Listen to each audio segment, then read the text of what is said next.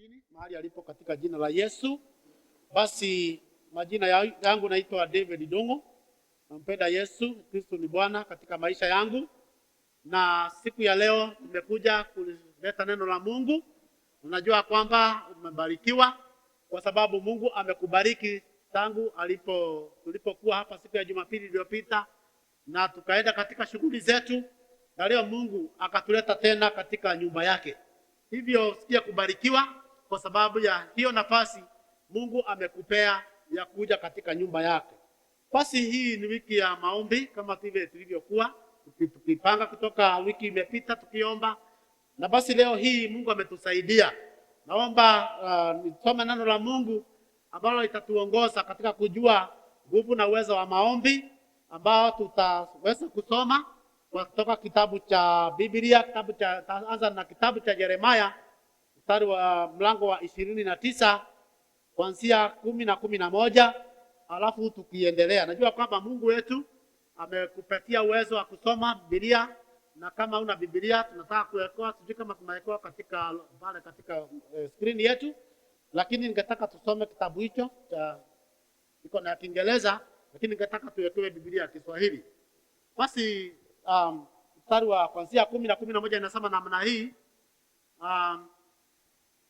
Mimi Mwenyezi Mungu nasema hivi: baada ya miaka 70 huko Babuloni, baada ya muda huo nitawaajia na kuitimiza ahadi yangu ya kuwarudisha mahali hapa.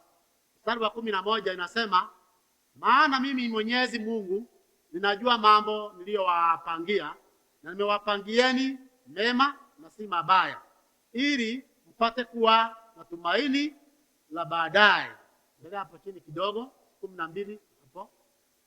Hapo ndipo mtakaponiita na kuniomba, nami nitawasikiliza. Mstari wa 13 nifike hapo, mtanitafuta na kunipata mtakaponitafuta kwa moyo wote. Bwana wetu asifiwe sana.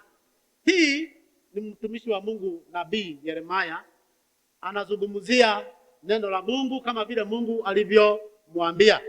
Ndio nasema hivi ya kwamba ukisoma kutoka, ningetaka kabla sijaingia hapo niwekee Yeremia 1 tafadhali na mstari wa 5 ili nipate kuanzishia hapo, lakini neno langu lilikuwa hapo na ni muhimu sana. Yeremia 1 kuanzia 5 nasema hivi: kabla hujachukuliwa mimba mimi nilikujua, kabla hujazaliwa mimi nilikuweka wakfu, nilikuteua uwe nabii wa mataifa. Bwana wetu asifiwe sana. Neno la Mungu linasema hivi, na anazungumzia Yeremia ya kwamba kabla hata hujafikiriwa kuumbika katika umbo la mama yako mimi nilikujua, na sio kukujua peke yake. Kabla hujaumbika nilikuwa nimekuteua kuwa nabii wangu.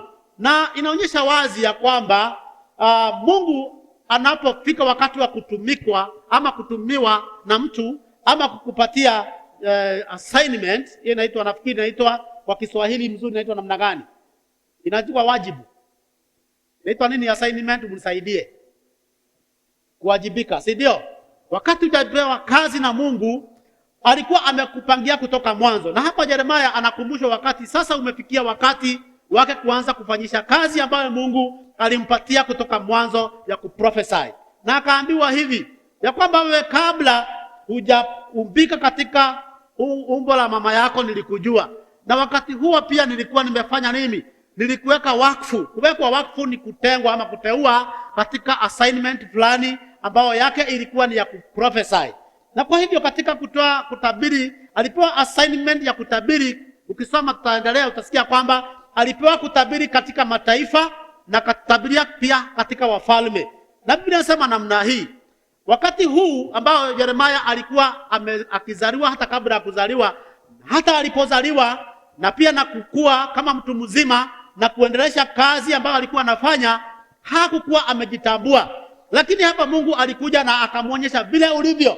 Na wakati mwingine hapa mstari wa 7 na tungetaka tujue, maana ni malalamiko yake, alipokuwa akisema ya kwamba yeye hawezi kuongea, ya kwamba na hana uwezo kama huo. Biblia inasema ya kwamba Mungu aliguza mdomo wake na akawaambia kwamba nimeweka neno langu kwa mdomo wako. Na kwa hivyo kutoka wakati wakaambiwa enenda neno ambalo nimekupomoa na kuharibu mataifa na mfalme na mizingi yao. Na pamoja na hiyo tu uwezo, utakuwa na uwezo wa kujenga mataifa na kusimamisha. Bwana wetu asifiwe sana. Lakini unaona kwamba hapa ni assignment ambao sasa anaenda ku accomplish, wakati ambao umetolewa kutoka mbali, wakati Mungu alianza kumtayarisha kutoka mbali. Sasa imefika kiwango ya kwamba aanze kufanyisha kipawa chake kazi, na Mungu akafanya kama vile neno lake lilivyokuwa amekusudia kulifanya. Na Yeremia akaambiwa ondoka, na kutoka hapo kwanza akaulizwa ili Mungu afanye kitu inaitwa jaribio. Akamwambia, tazama uniambie unaona nini. Kusema hapo mstari wa 8, akasema ninaona uvito wa mti, sijua inaitwa nini. Akamwambia ndio, nimeona, ninakutazama kuona kwamba neno langu linatimika, au umeona vyema. Na kutoka hapo kazi ya Yeremia ikaanza. Tukirudi pale ambao tulisoma mstari wa 10 mpaka 11, mlango wa 29, unaona ya kwamba Mungu asema ya kwamba ninajua mipango nilio nayo juu yako. Hata kabla hujazaliwa, Mungu anasema ya kwamba ninajua mipango nilio nayo juu yako. Na anasema ni mipango ambayo sio ya kukuangamiza, bali ni mipango ambayo ni ya kukuangalia vizuri. Anasema I give you a future and hope. Anasema kwamba those time you will pray and I will listen. Alafu ingine anasema ya kwamba you will look for me wholeheartedly and you will find me.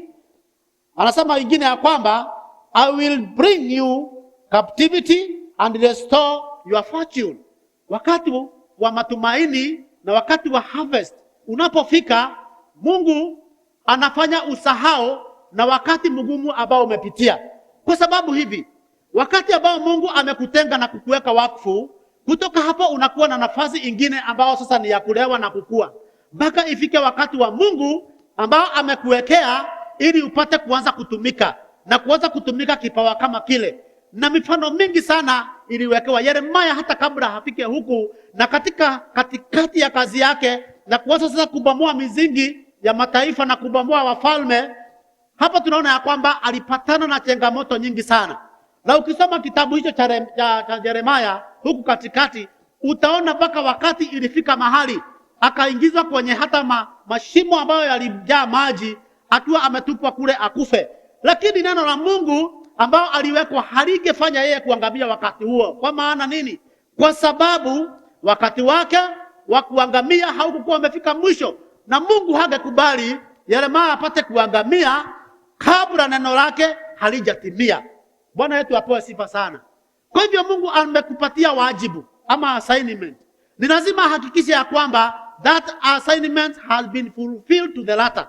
Kwa sababu yeye ni Mungu na anakuanzishia kutoka mbali.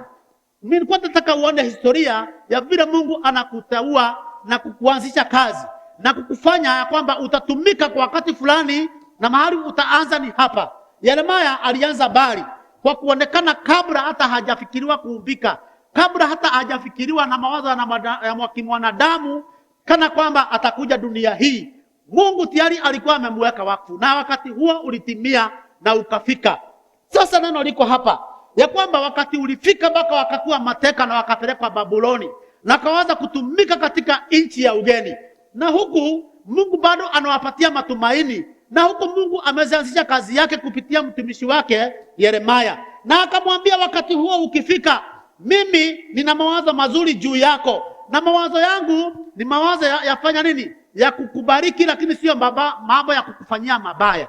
Na akasema na wakati huo ukifika, mimi nitasikia maombi yenu. Maana anaambia kwamba mtakapoomba mimi nitawasikiliza. Hivyo ndivyo neno la Mungu limesema. Na mtakaponitafuta basi mimi nitaonekana kwenu. Bwana asifiwe sana. Na ni lazima neno la Mungu lingeweza kutimilika. Nilikuwa nasoma kitabu cha Esther. Na mnajua vizuri sana kitabu cha Esther vile ilivyokuwa. Hiyo ni mahubiri ya siku nyingine. Lakini kuna neno ambalo lina muhimu sana, ambalo nililenekea kuguzana na neno hili, ya kwamba Esther alikuwa ni mjakazi tu katika nyumba ya Waziri. Waziri alikuwa tu ni mfalme tu na ni wa Kihindi tu, hii ndio unaona. Na alikuwa na mke wake ambaye alikuwa anaitwa Vashti. Vashti alikuwa ni malkia wa wakati huo wa Uezeri, na Vashti naye alikuwa na wajakazi ambao ni wa kumwangalia na kumtunza. Na mnajua historia hiyo vizuri sana, ya kwamba ilikuja mpaka sasa Vashti alipomwaibisha mume wake, akaomba ruhusa katika sheria ya nchi ajue ni vipi atakavyofanya, maana ameaibishwa na mke wake kutokuja kutumbuiza watu na wageni alipokuwa ameitana karamu. Na wakati huo ulifika ya kwamba akashauriwa ya kwamba ni mchague mwingine ambao ni mrembo na akuje na apate kutumika kama malkia. Na ikafika hivyo. Esther alikuwa ni Myahudi, na alikuwa ni wale katika mateka ambao wanaotekwa na kwenda katika nchi ya ugeni na kuanza sasa kupewa kazi. Moja wapo ni kama kazi za nyumba. Na pia walikuwa na kazi ni yake Esther, ambaye alikuwa anaitwa Hadasa. Jina lake la mbeleni alikuwa anaitwa Hadasa. Na Esther alikuwa tu anatumika katika nyumba ya kumtumikia Vashti pamoja na wengine. Na pamoja na hiyo alikuwa hana mama yake wala baba yake, walikuwa wamekufa. Na alibaki na kazi ni yake tu ambaye alikuwa anaitwa Mordekai. Naye pia alikuwa ni Myahudi ambaye alikuwa pia naye amewekwa katika kulinda lango la kiingilio katika nyumba ya mfalme. Na sasa kulikuwa na mtu mwingine pia naye haikuwa Hamani, alikuwa katika mamlaka makuu sana katika nyumba ya kifalme, mfalme Ahasuero. Naye pia alikuwa amepewa mamlaka na anaweza kuwafanya mambo kuamua. Na mfalme hangefanya karamu yeye bila kuwa mahali pale. Na kwa hivyo alikuwa ameinuliwa sana na kutukuzwa sana. Na alikuwa angefanya maamuzi. Sasa yeye alikuwa akipita mahali kama ni kwa gate, watu wanamuinamia kama mkubwa.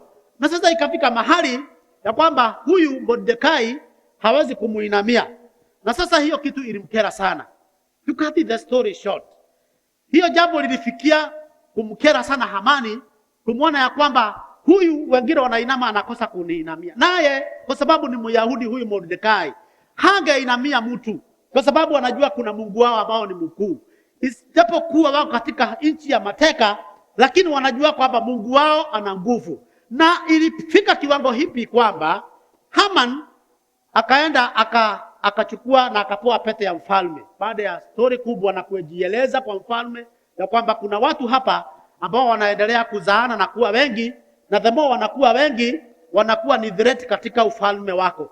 Na mfalme naye akapeana barua ambao Haman aliandika, akaweka signature ya pete yake ya kwamba baada ya muda fulani ambao Haman aliweka siku 13, na alikuwa ameandaa ya kwamba hawa Wayahudi waangamizwe wote, kuanzia watoto wao, vijana wao na mama zao na baba zao waangamizwe, hakuna hata mmoja atakayesimama.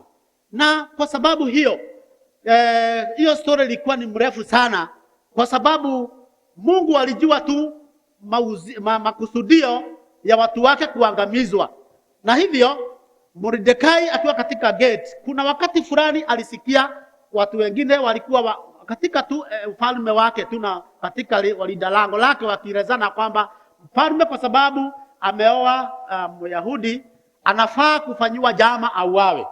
Na sasa yeye akakuwa kama kachero na akaenda kuambia mfalme ya kwamba kuna jama ya kufanya nini, ya wewe kuuawa na watu fulani. Na kwa hivyo alipofanya uchunguzi ikakuwa ni kweli, na hiyo jambo likapea Mordekai mamlaka makubwa sana hapo. Lakini haikutajwa wakati huo, maana ingefaa kufanywa karamu ya kumuinua.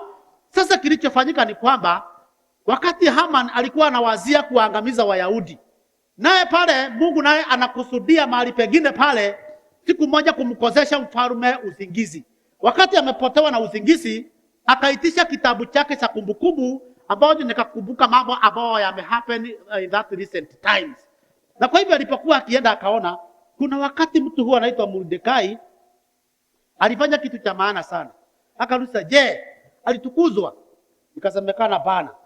Sasa akasema alifaa kutukuzwa kwa sababu jambo alilofanya la kuokoa uhai wa mfalme ilikuwa ni jambo la maana sana. Na kwa hivyo akasema hivi, Mordekai apata kutukuzwa, maana yeye wakati kutukuza mtu ambaye mfalme amemtukuza, wakati huo ni avalishwe mavazi ya kifalme na apandishwe juu ya farasi na asungushwe. Na akauliza akaita Haman akamuuliza mtu anafaa kutukuzwa na njia hiyo tunatumia gae. Akaambiwa hebu anachukua Mordekai na uende umweke juu ya farasi na umsungushe katikati ya watu mkisema hivi ndivyo mfalme anatukuza mtu ambaye ametaka kumtukuza. Alifanya hivyo yote. Lakini sasa kuna jambo moja, Haman hajaacha jambo la kwenda kutaka kuangamiza Waisraeli ama Wayahudi. Sasa ile kitu kilifanyika ni kwamba huyu Mordekai alikuwa anamueleza Esther ambaye ni kazini yake mambo ambayo yanafanyika. So akaenda akamwambia tumepangiwa kumalizwa sisi na watu wetu na yule mtu ambaye anaitwa Haman.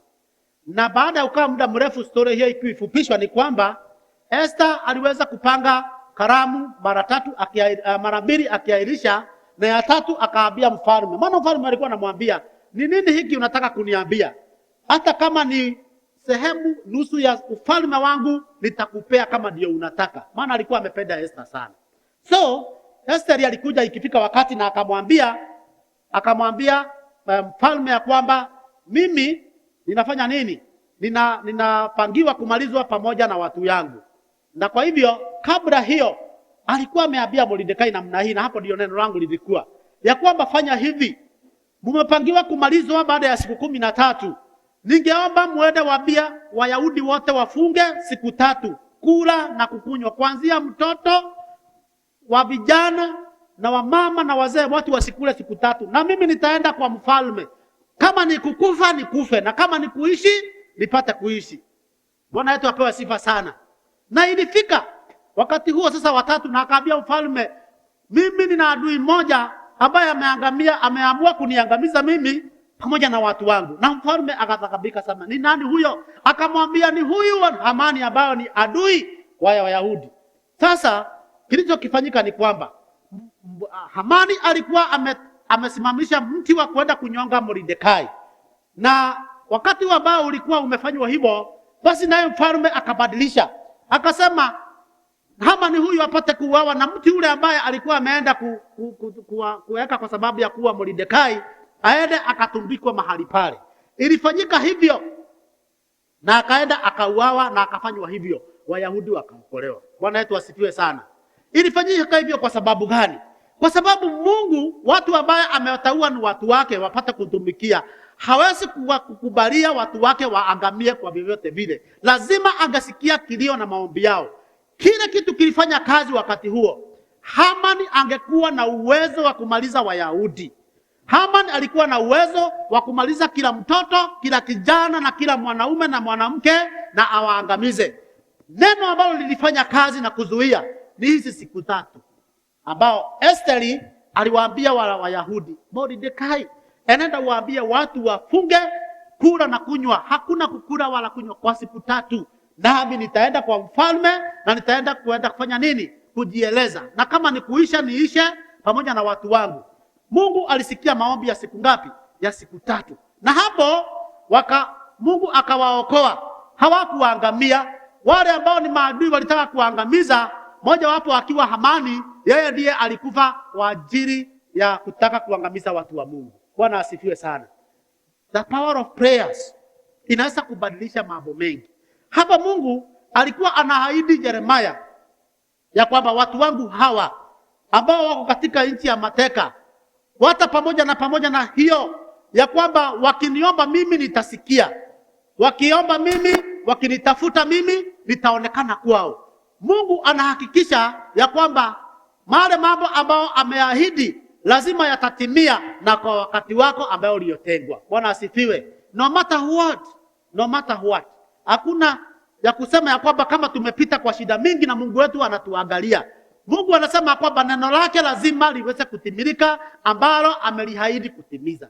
Aliahidi ya kwamba atawasikia na ataonekana kwao. Na ni hakika ya kwamba Mungu aliwarejeshea mambo yako yote ambayo yaliyopotea, kwa sababu lazima neno lake lingetimia. Sisi tuko hapa na ni kama kanisa la Mkristo. Na kila mtu hapa Biblia inasema ya kwamba sisi ni viungo katika mwili wa Kristo. Na tukiwa katika mwili wa Kristo, Mungu wetu ametuwekea katika kila watu na mahali pake, ama umewekewa wakfu katika jambo fulani katika mwili wa Kristo.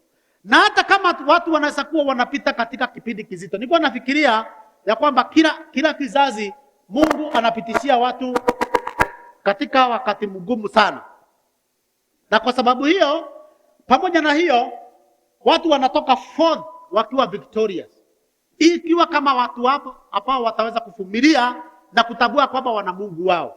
Waisraeli walikaa wakiabudu Mungu wao hata kama wako katika nchi ya ugeni. Walikataa kuinamia Mungu wao. Kina Danieli, unaweza kumbuka, Danieli alikataa kuinamia inaitwa nini? Mifano ya miungu ya kigeni, kwa sababu walijua kwamba kuna Mungu wake ambaye ana nguvu. Na hakujiuliza kwa nini Mungu wangu alikubali niwe katika mateka na mimi nimamwabudu, na mimi ni Mungu na natumikia Mungu wa ukweli. Yeye anainamia Mungu wake na hangeinamia. Na kwa hivyo wakati ilisemekana lazima wakuwepo katika moto, hata watumbukizwa katika simba, yeye hakujali. Yeye anaendelea kuabudu Mungu wake kwa sababu anajua assignment yake katika ufalme na katika nyumba ya uteua wa Mungu ambao ni Waisraeli. Alijua kwamba Mungu wetu hawezi kubadilishwa na chochote kile. Hata ni kama kuingia katika shida, hakuna kubadilisha na Mungu mwingine. Kuomba Mungu wa kweli, hata kama utapita katika changamoto aina fulani, but you will come forth with a victory. Bwana asifiwe sana. Bora tuvumilie na tujue kwamba sisi ni kina nani. Ujielewa kwamba mimi ni mtoto wa mfalme. Na kana kwamba nitapita katika hali gumu, hiyo ni ya kunitayarisha na kunitengeneza nitoke nikiwa dhabahu inaitwa nini? Nitoke nikiwa gold ambayo imeoshwa na imefanya nini? Na imekuwa safi. So dhahabu ambayo imetengenezwa na kupita katika moto inatoka ikiwa safi. Na kwa hivyo mambo ambayo ni mazito ambao watu wa Mungu wanapitiwa, wanatokea pande nyingine akiwa dhahabu baada ya kupita kwenye changamoto kali. Kupitishwa kwa moto ni lazima kwa watu ili muonekane ya kwamba uvumilivu wenu umefanya Mungu apate kusikia maombi yenu. Bwana asifiwe sana. Hata kama utaigizwa kama Prophet Jeremiah katika maji makubwa na unafunikiwa ndani huko unamulilia Mungu wako ukiwa huko chini. Usibadilishe Mungu wako hata kama ni wakati wa shida. Wacha Mungu wako aitwe Mungu wakati umelala njaa, na aitwe Mungu wakati uko na shibe. Wacha Mungu wako aitwe Mungu wakati uko na pesa, na aitwe Mungu wakati hauna pesa. Bwana asifiwe. Wakati hata umevutwa kazi, wakati hata unaonekana kama dunia imekuonea, wacha Mungu wako aendelee kuitwa Mungu na utaonekana kwake. Na wakati huo neno kama la Yeremia litatimia ya kwamba utanitafuta na mimi nitaonekana kwako. Bwana asifiwe. Utanilitia jina langu na mimi nitakusikiliza. Hiyo ndiyo maneno ya Mungu mwenyewe akizungumzia Yeremia. Sisi ni watu wa Mungu na tumeitanishwa na jina lake takatifu, na hatuna tofauti na wale Mungu alichagua kabla hawajaumbika katika tumbo la mama. Alikujua mpaka wakati huu amekuteua kuwa katika nyumba yake, na wewe ni kiungo katika mwili wa Kristo. Hiyo ni generation yetu ya kwamba sasa sisi tu mwili wa Kristo, ambao sasa sisi tutaenda mbinguni kwa kupitia wokovu ambao ulioletwa na mwana wa Mungu Yesu Kristo. Na kwa hivyo tunaweza kuwa tunajiangalia na kujaza kujirudia na kuangalia nyuma, tunaona tumepita katika shida mingi, na tuone kana kwamba ni kama Mungu hayupo katika upande wetu, na ujisikie ni kama Mungu mimi hanijui, ama ujisikie ni kama mimi sio hesabu ya wale ambao wanahesabiwa kama watu wa Mungu. Hala asha, Mungu anakujua hata kabla wewe hujajijua, kwa sababu hata saa hii you cannot explain yourself fully. Hujijui. Mungu ambaye alikuumba anakujua, kila kiungo anakujua. Sasa amekuleta kuwa katika mwili wa Kristo. Na ukisoma kitabu cha 1 Corinthians chapter 2 utasikia vile Mungu amekufanya wewe ni kiungo na wewe ni mwili wa Kristo. Na ni vizuri ujijue wewe ukiwa kiungo katika mwili wa Kristo, kiungo chako kinafanya kazi gani? What assignment you have in the body of Christ? Are you functioning? Je, ni kiungo kinafanya kazi ama hakifanyi kazi? It is good for you to pursue your assignment and start exercising it as early as today. Bwana asifiwe. Ili upate kujua ya kwamba mimi katika mwili wa Kristo nina jukumu gani? Which assignment do I have in the body of Christ? Kwa sababu haukukuja hapo by mistake. You are a living being. You are a living because the Lord lives. Mungu anakujua na unaishi leo kwa sababu ana sababu ya kukufanya wewe uishi siku ya leo. Usijisahau ya kwamba wewe ni wa Mungu. Wakati wa shida Wewe ni wa Mungu wakati wa uzito na ugumu. Wakati unapita majaribio mengine unasema hapana, na hii Mungu imezidi sana. Hiyo wakati huo Mungu anakutazama aone kama neno lake limetimika, kama vile alivyoweka neno katika kinywa cha mtumishi wake Yeremia. God wants to put a words in your mouth and he wants you to fulfill it to the latter, because he is God and he needs you to serve him.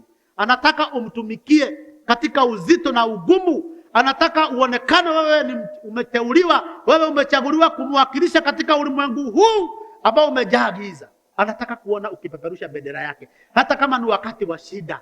Bwana asifiwe. Kwa sababu huyo ni Mungu. Maana hivi ni kwa nini? Kwa sababu baada ya katika utumwa huu tulio nao, Mungu anajabu, anakutayarishia. Hata nilikuwa nafikiria hata wakati huu watu wanalia wakati mgumu sana.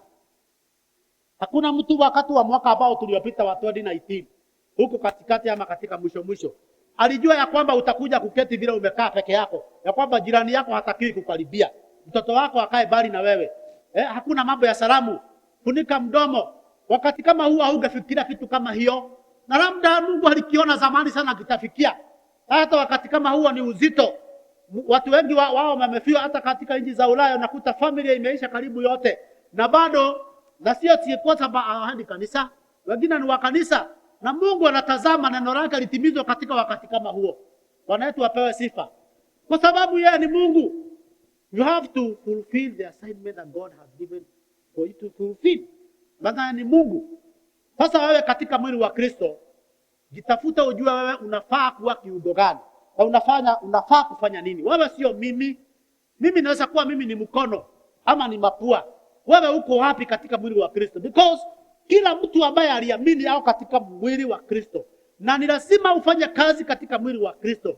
Mimi naomba uombe Mungu akusaidie kujua ni ipi unaokuifanya ili ionekane katika mwili wa Kristo. Wewe ni mjakazi, wewe unafanya kazi katika mwili wa Kristo. Wewe ni mjakazi kukamilisha mwili wa Kristo, kuonekana kana ya kwamba umefaulu. Kwa sababu shetani naye kufanya nini? Kung'oa na kubomoa. Yeremia unajua alipewa ruhusa ya kubomoa mifalme na kukatakata na kuangamiza, na pia kujenga na kusimamisha. Wale walio katika upande wa Mungu ni lazima watasimama. Wale walio katika upande ule mwingine lazima wataanguka. Kwa hivyo tukisoma ni watu wengi sana Mungu aliwabatilisha ambao walikuwa waangamie, lakini kwa sababu ni watu wake anawafanya wafanya nini? Wa prosper. Ukisoma hata Mwanzo, Yusufu aliuzwa na ndugu zake kwenda kuwa nini? Kwenda kuwa mtumwa kule Misri. Na wakasahau na yeye. Kule Mungu alifanya nini? Alibadilisha story yake. Wale watu wao walitaka aende aangamizwe kule Misri katika nchi ya utumwa. Lakini naye Mungu akampangia ya kwamba yeye ataenda kule na akafaulu mpaka akakuwa mfalme kule.